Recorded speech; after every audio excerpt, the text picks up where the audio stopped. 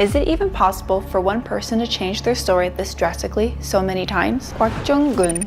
By now, his name has become well known in political circles. He was once a soldier who upheld his honor, serving with integrity and discipline. But now, he has become nothing more than a puppet for Minjidang, constantly changing his testimony to fit their narrative. Was he ever telling the truth from the very beginning, or was he always following a script given to him? Today, we will meticulously break down every single lie, contradiction, and inconsistency in his statements.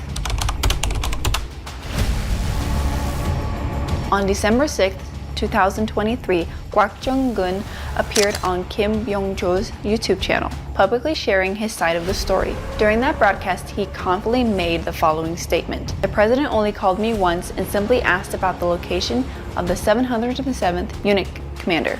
Nothing more. That was the entire conversation, according to him at that time. 그래서 직접 사령관님 전화로 이어폰으로 전화를 했습니까? 그랬던 걸로 기억합니다. 107이 이동할 때 어디쯤 이동하고 있느냐라고 한 번 받았던 기억이 있습니다. Yet, just a few days later, he completely contradicted his own testimony. On December 10th, during a National Assembly hearing, he was questioned again. Once again, he repeated his earlier statement in front of lawmakers. The president called me only once, and all he asked was the location of the 707th Unit Commander. At this point, it seemed as if he was sticking to a consistent narrative. However, just a few hours later, his testimony dramatically changed once again.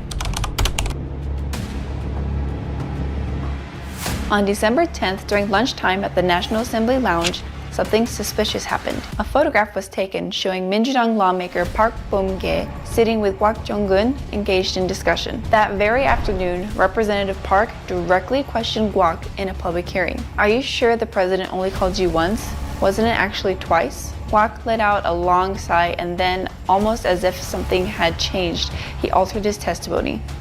Yes, you're right. There were actually 2 phone calls. 그 당시 상황은 그것으로 끝이었다 이렇게 얘기했는데 대통령도 또 전화를 받았죠. 그죠? 사령관님 전화를 받으셨죠? 사령관님 그 사실은 더 받으셨죠? 말씀드리기 제한됩니다. 지금 한 10초간 말씀이 없다가 말씀드리기 제한된다. 받으셨죠? 한 번만 더 묻습니다. 제가 고함 치기 전에 그래야지 속죄가 됩니다. 박국원 사령관 받으셨죠? 예. Just hours earlier, he had firmly stated that it was only 1 call. But after meeting with Park Bom-gye, his story conveniently changed to 2 calls.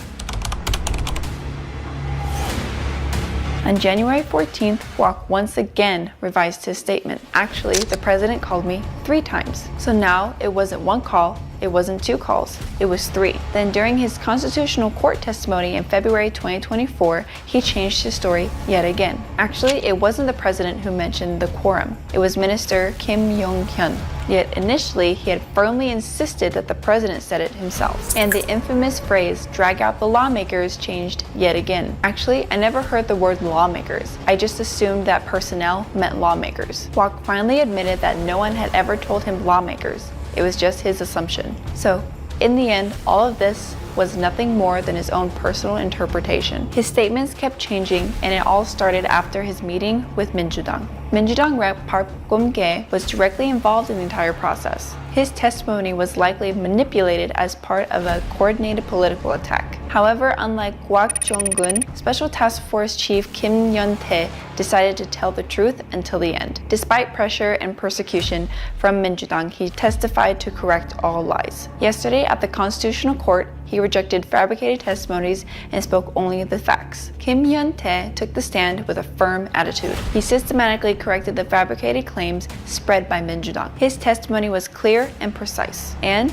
he spoke clearly. The president never said, drag out the lawmakers. Everything was just Kwak's personal interpretation. There was never any such order. 그런데 오늘 탄핵 심판에선 직속 상관인 곽종근 당시 특전사령관에게 그런 지시가 없었다고 했습니다. 일단 꺼내내는 지시가 없었고 제가 기억하기에는 뭐 있었다 한들 안 됐을 겁니다. One person refused to be a pawn of power and bravely spoke the truth. However, the other chose to remain a servant of power until the end. In the end, the truth will prevail. Kwak Jong-gun, you have become a mere pawn of power, unworthy of the title general. I am certain that you will have time to reflect on your life behind bars with Park Park Bum-ge